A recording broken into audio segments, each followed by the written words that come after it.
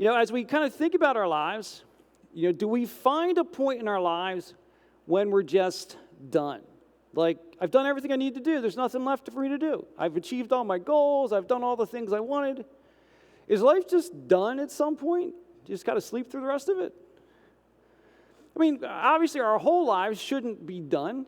Parts of our life, it's kind of okay to be done, right? Our professional lives.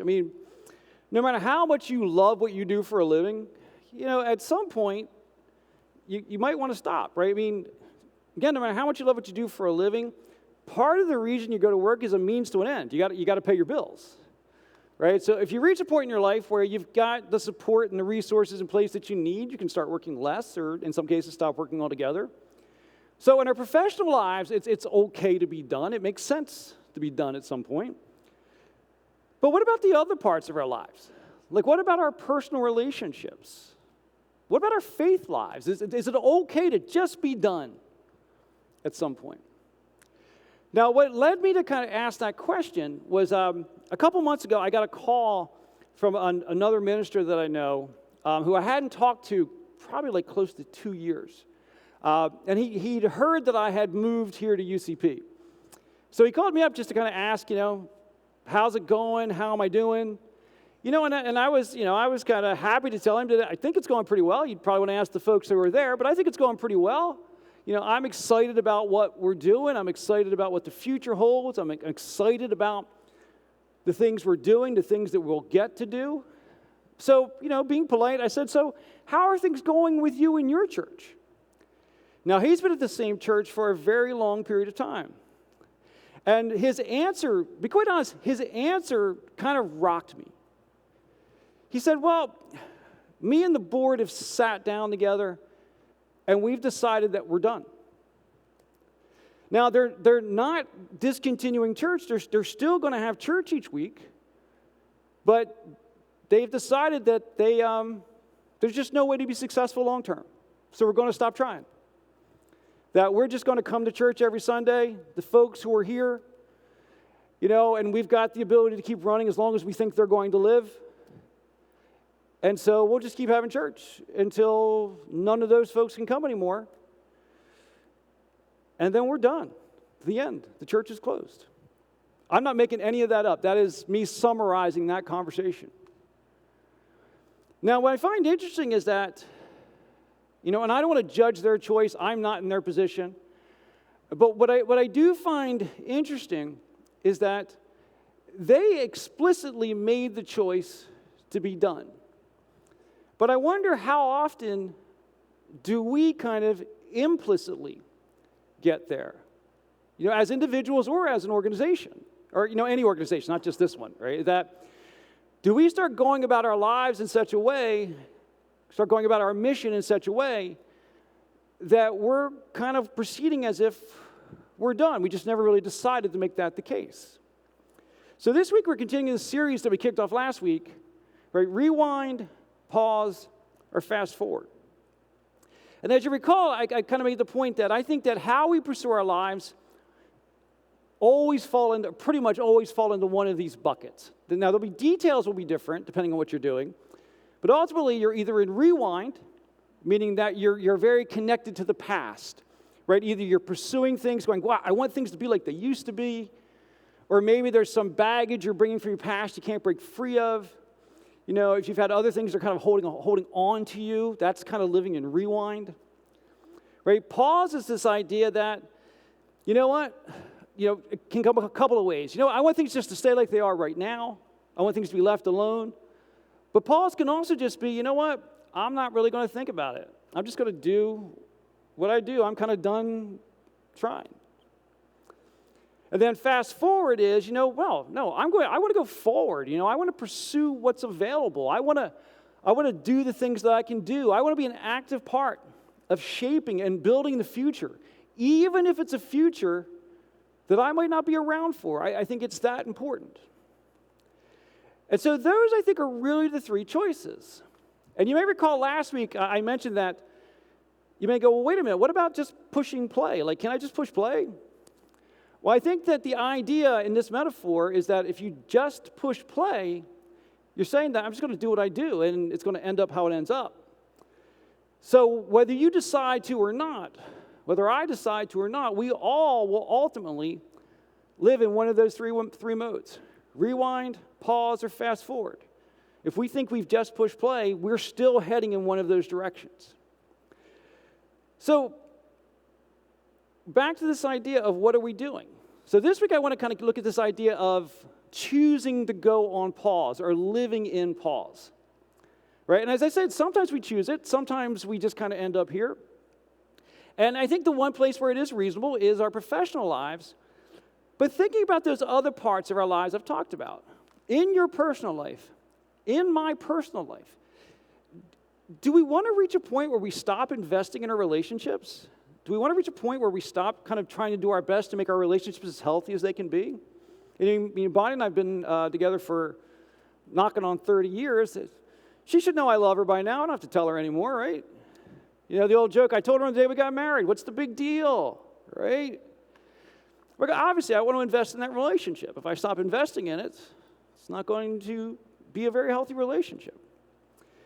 You know, and as I talk about our relationship with God, do we want to be in an active relationship with God? Or, you know, I'm saved, I've punched my ticket to heaven, I'm good. I don't have to think about that anymore. Right? We don't want those things to ever go on pause. Now, remember that last week we kind of kicked off the series by looking at this idea of rewind, having this rewind mindset. And we spent a lot of time on this idea that it manifests in different ways. Right? That sometimes being in rewind is that, you know, we really wish things could go back to the way they used to be. Sometimes we feel that way. I mean, I think all of us have some point in our lives where we kind of wish some things could go back like they used to be. But often we bring things from our past with us that we're just not able to let go of things. Right? And some of those things we choose to bring with us, some of those are things that we actually carry with us, not really wanting to, but we can't break free of them. And as we kicked off, we actually looked at kind of two people from the book of Genesis, right? We looked at Abraham, and we looked at his nephew, Lot. And when we met Abraham, we found that God had made this incredible promise to Abraham. Do you remember what the promise to Abraham was? That God would bless the entire world through Abraham. But in order for Abraham to experience that, he had to do two things, right? He had to leave, and he had to go. Right? In other words, he had to leave some things behind and go where God said he would show him. But the thing that was kind of interesting, God didn't give him a specific destination. Basically, God said, follow me, walk with me, and then you will discover that place. So he had to make the decision to leave what made him comfortable, right? His father's family, his father's kind of locale, kind of like his hometown in a sense. And he was supposed to leave all that behind and head out. But remember that he did part of it. He actually left kind of his hometown, but he didn't leave Lot behind. Remember that one of the instructions was leave your father's family. In other words, bring your wife and the things that are your family, but your father's family, your cousins, your nephews, those sort of things, don't bring them with you. But he couldn't quite do it. Right? He tried to hold on to his past. And we don't know why he brought Lot, but we do know what the results of bringing Lot was.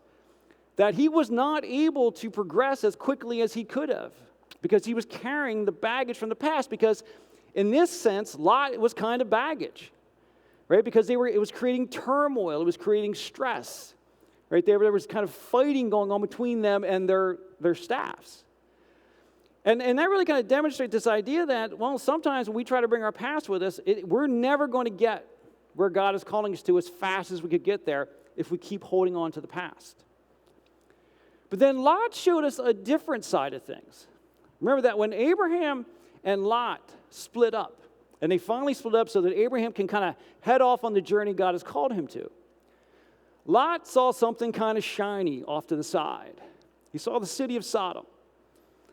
And first he says, I'm just going to get near it. I'm not going to go in. I'm just going to check it out from a distance. But then ultimately he moved into the city. And we know he lived there long enough to get married and have two daughters who were old enough to get married. So that place became part of his new past. And remember that Sodom was an incredibly dysfunctional city.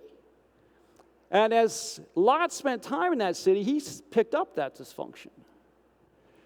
And when it was time to leave, because he becomes informed that God is going to destroy that city. So Lot knows for a fact that he is headed for destruction if he stays there. What happens? He struggles to leave. He struggles to leave even though knowing destruction is coming.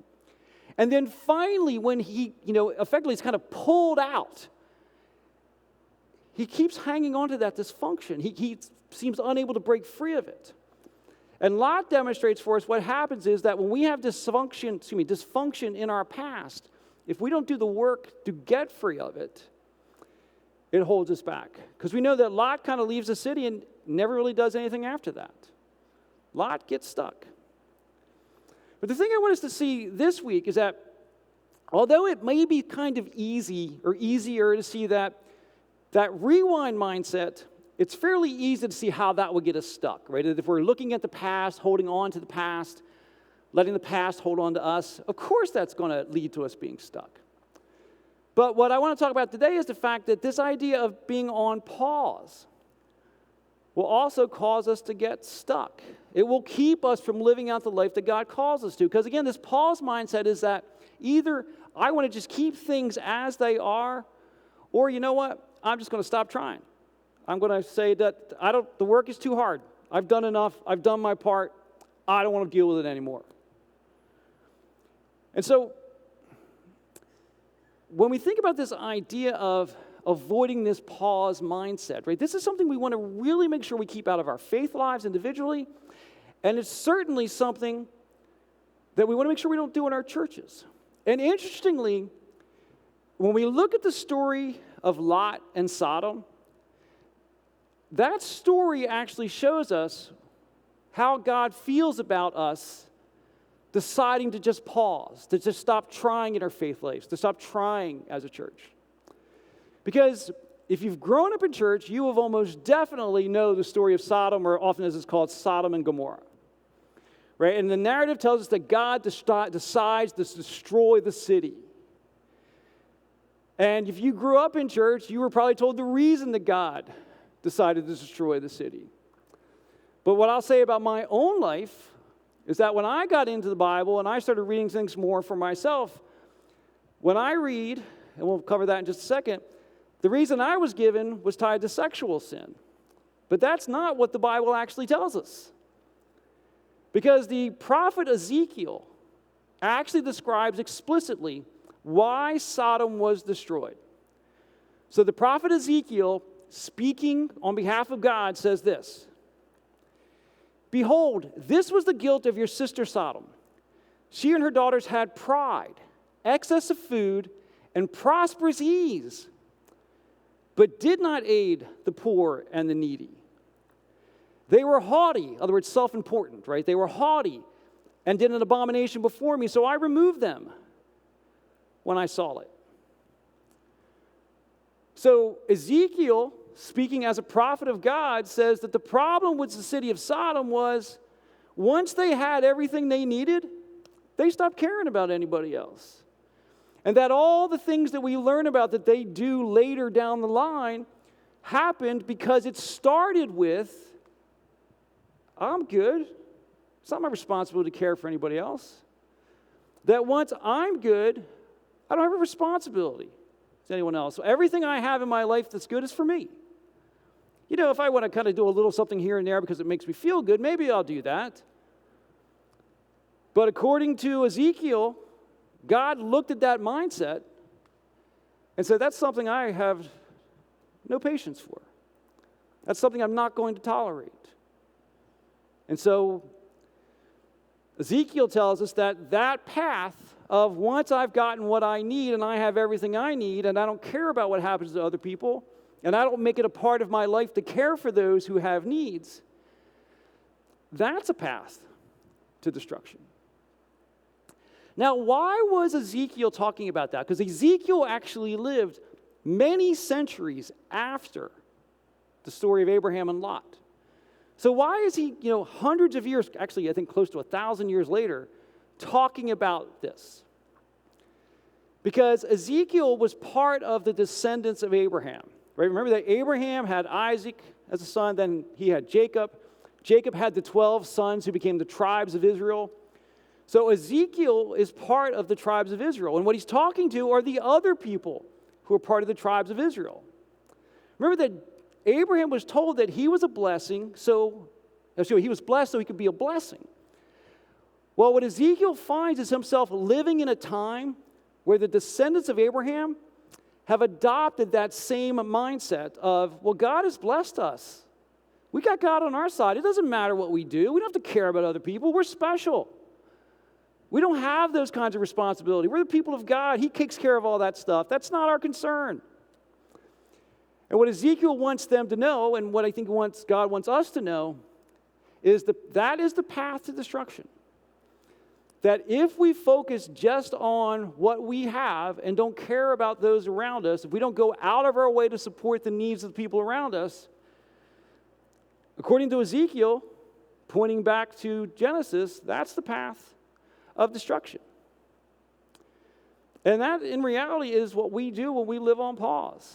If we say, I'm good, and again, I'm not talking about our jobs, retiring from our jobs, but if I say I'm good, I'm not going to invest in my relationships, I'm not going to invest in my relationship with God, I'm not going to make it a critical part of my life to be continually serving people, doing what I can. Ezekiel says that's the path of destruction. But now Abraham, when we looked at Abraham, he shows us the alternative, right? Because remember, Abraham was told that he was blessed to be a blessing, that God would bless the whole world through him. And the thing I always love about Abraham is that Abraham gets things wrong over and over again, but always finds his way back on track. And that's true for all our lives. We're always going to get things wrong. We're not called to live perfect lives. But when we realize we're off track, we get back on track. Right? And so the author of Genesis describes for us kind of how God expected Abraham to be a blessing to the people around him. Says, this is speaking on behalf of God, right? For I have chosen him, in other words, I've chosen Abraham, so that he will direct his children and his household after him to keep the way of the Lord by doing what is right and just. So the Lord will bring about for Abraham what he promised him. In other words, if Abraham was going to be the person through whom God blessed all the world, the process is to teach his children about the ways of God, but also demonstrate it to the household around him and the households that follow. In other words, his sphere of influence, right? Those are people in his life that he could actually interact with. But how was he supposed to actually show them the ways of God? He was to achieve it by what he does, right? By doing what is right and just. In other words, by making his priority what is God's priority. And God's priority is people and caring for people. So in order for Abraham to live out that promise that God put into his life, what Abraham had to do was let his actions demonstrate the love of God. To have the conscious idea and effort to care for the people around him, meeting their needs, assuring that justice is maintained as well as he can when someone is weak and down. Stand up for them. Right? We actually know he does that. He actually goes to war to save Lot because Lot got himself in trouble. So he stands up for justice and well-being. And so now, I guess the question is that even though Abraham struggled and he got off track and he got back on track, does the promise to Abraham actually come to fruition? And it does. Because the promise was that God would bless the whole world through Abraham. Well, again, we have Abraham, his son Isaac, his son Jacob, the 12 tribes. One of those tribes is Judah. Right? So Jesus is born through the tribe of Judah. So with the birth, life, death, and resurrection of Jesus, the promise that was made to Abraham is fulfilled. Right? What did Jesus do? Right? Jesus brought us freedom. Right? He freed us from the requirements of the law. Right? We no longer live under the Old Testament and have to do things like animal sacrifices and all those sort of things. Instead, Jesus gave us a relationship with God that comes through faith, right? By expressing our faith in God through Jesus, we have a path to life. We have a path to eternal life, right? That Jesus blesses with this kind of newfound freedom, right? That when he calls us into freedom, he gives us freedom. He has blessed us. But the fact that Jesus actually answered the promise to Abraham and gives us freedom, that doesn't mean that the work is all done. It doesn't mean that our work is all done, right? Because if Jesus has blessed us, and what we know about God is that God blesses you to be a blessing. Well, if God through Jesus has blessed us, you're blessed to be a blessing. You're blessed to actually reach into other people's lives. You're blessed to care for other people, right? And Jesus makes that really clear. That as Jesus is wrapping up his earthly ministry, and as he actually turns the whole deal over to his disciples, Jesus says this: you will receive power when the Holy Spirit comes on you, and you will be my witnesses in Jerusalem and in all Judea and Samaria and to the ends of the earth. So God through Jesus gives us the Holy Spirit, meaning that the actual power of God dwells within us. And Jesus ushered in the kingdom of God, right? That somehow the kingdom of God is already here. It's not in its fullness, but it's already here. And that came through Jesus, right? That as we receive those things, that you are called, I am called to share the message of Jesus. Just as Abraham was called to share that message with his sphere of influence, you and I are called to actually share that in our area of influence, to do the things that we are called into. So the question is, what does that mean? Well, that's what Jesus is talking about when he calls people disciples, right? Disciples are the people who make the choice to actually take what Jesus said seriously, right? To share the message of who he is near and far. And it's demonstrated over and over again. Jesus shows us what that looks like. It's actually caring about people, right? And being a disciple of Jesus doesn't come with an expiration date, right? That being a disciple is not something that Jesus ever expects us to be on pause about. Jesus calls us to be on the move, to be intentional, to be actually out there living our lives in such a way that we glorify God. You know, one of the things that I struggle with when I see people get on TV and call themselves Christians and become very angry and prideful and elitist, I just don't understand where the model from that even comes from. Right? That Jesus made it incredibly clear that being a disciple is not about pride, it's not about elitism. Right? It's about being a servant. How do I know that? Because Jesus, the one who deserved to receive everything, lived as a servant. Right? He served people.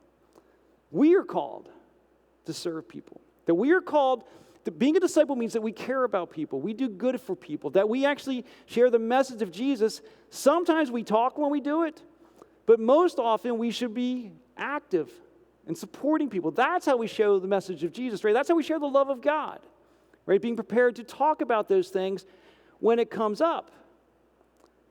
But it's mostly through action. And the time to stop doing that never comes.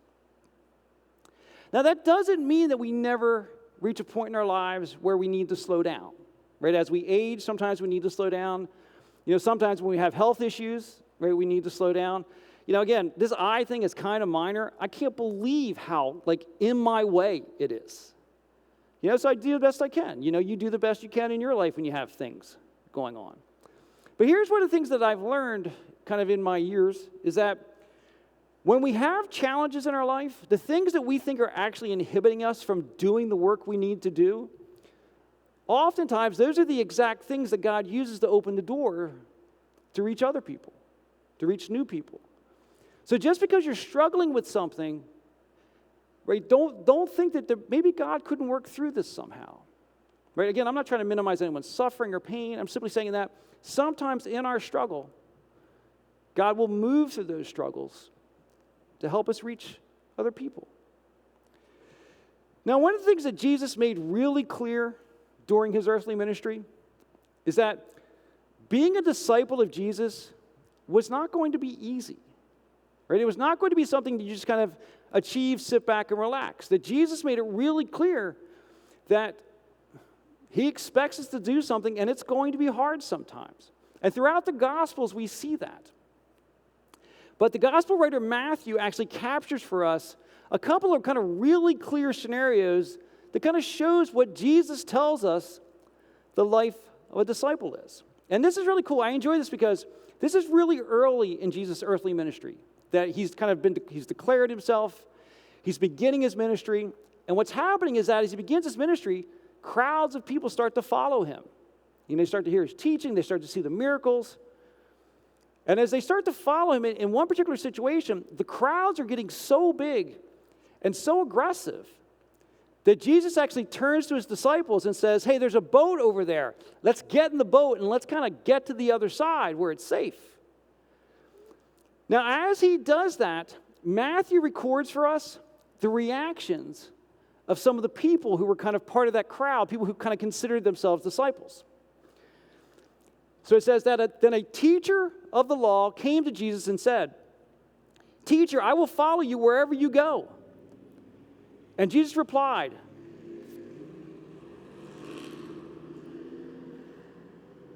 that he should have created better exhaust pipes and mufflers, is what he should have done. Jesus replied, "Foxes have dens, birds have nests, but the Son of Man has no place to lay his head."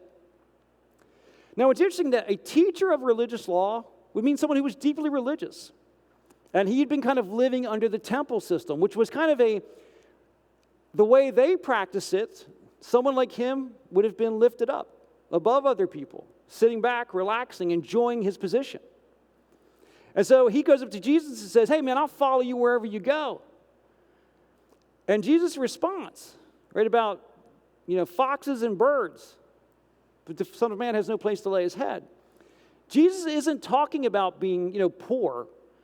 What Jesus is talking about is he doesn't have a steady home. That Jesus doesn't have a home because he is always on the move.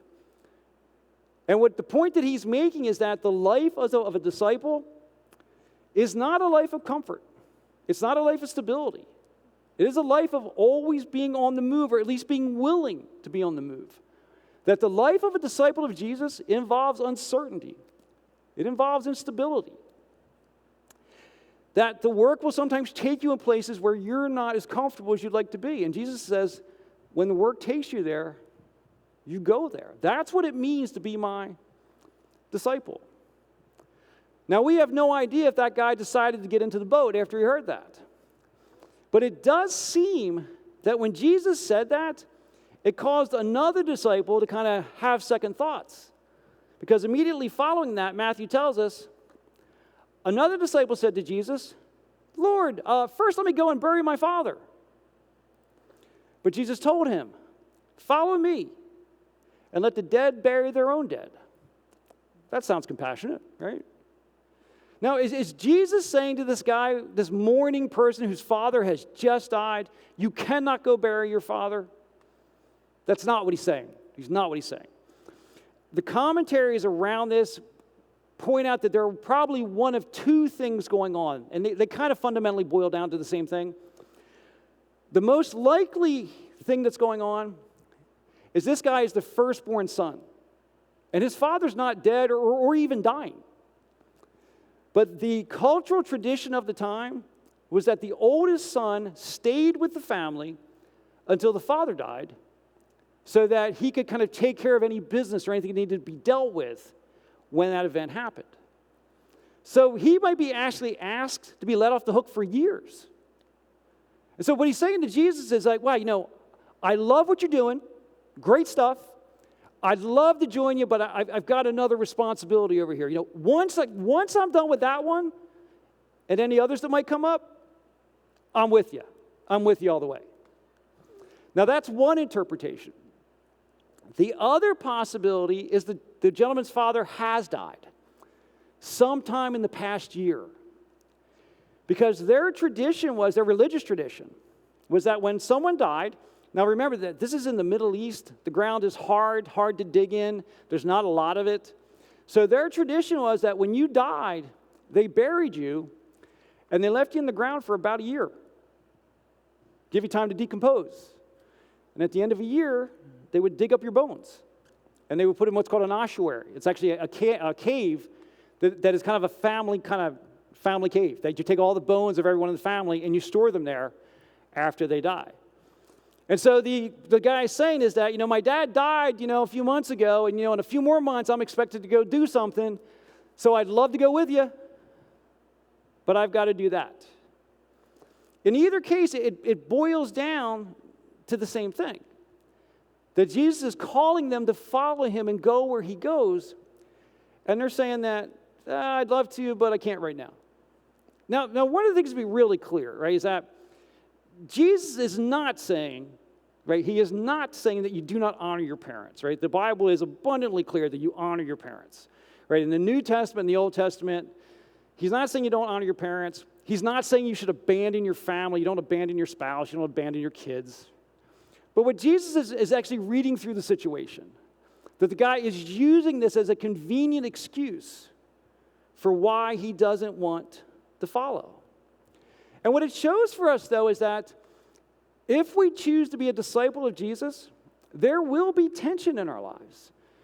We will have tension between the call that Jesus puts on our lives and other people's expectations of us. Right? Sometimes there'll be family tensions. Sometimes there'll be tension with your friends. Sometimes, it could even be tension with religious traditions that you've grown up with. That as you kind of read the Bible more closely, and particularly as you dig into the New Testament more closely, you start to realize that there are religious traditions that you've been taught that just don't line up with what Jesus teaches. And so Jesus is saying that, that's the life of a disciple, that there's just tension sometimes. And we're called to follow him anyway. Now, as Jesus does all this, and he gives these really inspiring speeches about following him, many of his disciples do decide to follow him. So they actually get in the boat, and so they can go across the lake, and they travel with Jesus. So now they've kind of looked at the situation, right? To use Bible language, they've counted the cost of what's it going to take, and they decide to follow him. And what was their reward for choosing to follow Jesus? Suddenly, a furious storm came up on the lake, so that the waves swept over the boat. But Jesus was sleeping. So their reward was terrifying fear. That's redundant. Being terrified and fearful because they followed Jesus. And sometimes that's what it's like. Right? There is no promise that the journey of being a disciple is easy. That we will all have times, if you choose to actually live as a disciple of Jesus, right? Not as a fan, not as a subtle follower, but as a disciple. If we choose to live that way, there will be loud mufflers and fear. No, there will be fear. You will have times when you're dead on scared. Right? When I transitioned out of my work life into this life, I was scared to death. This was way earlier than I had planned to retire from work. Right? There will be tension in your life sometimes. Right? That there will be times where you feel exhausted. I guarantee that if you're following Jesus, there will be times where you feel unsettled and uncertain, and you're not even sure what you're supposed to do. That's why there is such a temptation to push pause. That when we choose to live as a disciple, there are times where we feel like, man, I've just done enough. I don't feel like I can do this anymore. But when it comes to our faith lives, when it comes to being a church, I don't think we get to do that. I mean, you can do what you want. God will allow you to do whatever you want. But I don't think we're ever meant to do that. And then one of the things that we have to realize that as a church, avoiding pushing pause is really hard because the longer a church exists, the list of, well, we've always done it that way gets longer and longer and longer. And what ends up happening is that the world around us changes and the culture around us changes. Now, we don't want to kind of morph to whatever the world and the culture need, but we don't want to morph to whatever the world and culture are, but we do need to be mindful of how we engage with the world around us, how we engage with the culture around us. That if we are called to share the message of Jesus with our sphere of influence, we've got to communicate it in a way that people can connect with it. So we have to choose not just to continue to be a disciple, but being a disciple means that we learn and we evolve and we change. And that's something that quite frankly, as I received that phone call that I mentioned at the beginning of the message, something that I love so much about this church, because you remember that, you guys may not remember this, it's almost exactly a year since the first time I spoke here, when I was on Pulpit Supply at the time. And I was off for a few months. I said, let me go crash a party, right, sort of thing. Right, so I got to speak here. And then ultimately, when we got into the call process, do you remember kind of what I said? Right, is that I said, the way I see it, there are kind of two options. That if this is a church that wants to keep doing what it's always done, I completely understand that. I completely respect that. But don't call me, because it's not going to be a fit. But I said, but if you are a church that wants to go forward, who is willing to grow and change and do what it takes to make sure that this church is here for the next generation, to build this church for a future we may not even see ourselves, I said, then I think I would love to be here and be on that journey with you. And as a church, you overwhelmingly voted to go forward, to be a church that was not going to hit pause. It says we're going to do what it takes to go forward. And so as we kind of get into this last third of the year, right, this is the time of the year where we start thinking about what do we want to do next year, right? And as we do that, we start thinking about what are our major goals for next year. And certainly for me is to continue this process and kind of move into the next level of this process of trying to reach further into the community, to try to make, a bigger difference in the community, to connect with more people, to do what it takes to reach people. Because, my friends, living as a disciple sometimes is scary. Sometimes it's overwhelming. It is often exhausting. And we will all have times where we wonder if Jesus is asleep, right? We're in the boat. The storm's raging. Is Jesus asleep? Does he even care? And he does care. But then sometimes when we're really struggling, we wonder if Jesus is even with us. But how can we be sure if he's actually with us? Well, if we make it a point to follow him, and our decisions are based on following him, he can't be anywhere else, right? Even if we don't see him, even if we don't know what's going on, we're following him, which means he is with us. So as we kind of embark on kind of the next journey, the next year ahead, I want us to be confident in this choice to not hit pause, to not say that, well, you know what, it'll be here until I die, that's the end of my responsibility. Right? Our responsibility is to make sure it's here for us afterwards. And I'm so grateful that you invited me to be part of that. And I'm really excited about the time ahead.